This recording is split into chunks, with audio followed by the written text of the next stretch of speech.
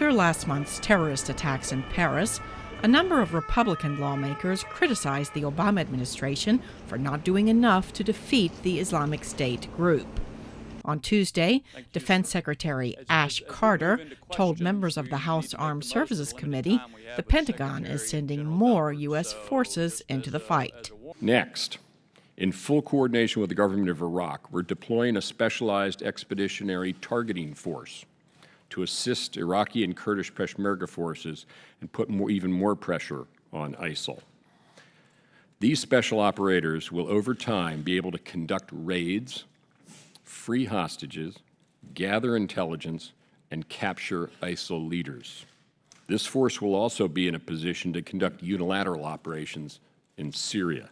The Pentagon did not specify how many troops will be sent to Iraq, but said they may be fighting alongside Kurdish forces. At the hearing, most members welcomed the announcement. But Democrat Adam Smith told VOA countries in the region also need to do a lot more. What we need to do is we need to motivate the people in the region, particularly the Sunnis, to fight against ISIS.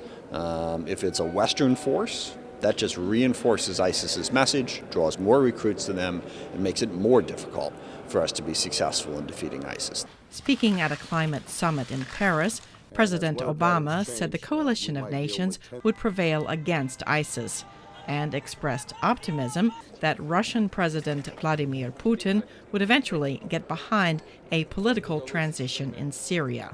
And I think Mr. Putin understands that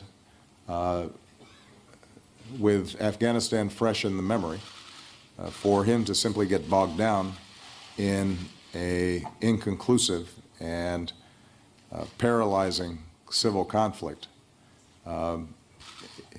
is not the outcome that he's looking for.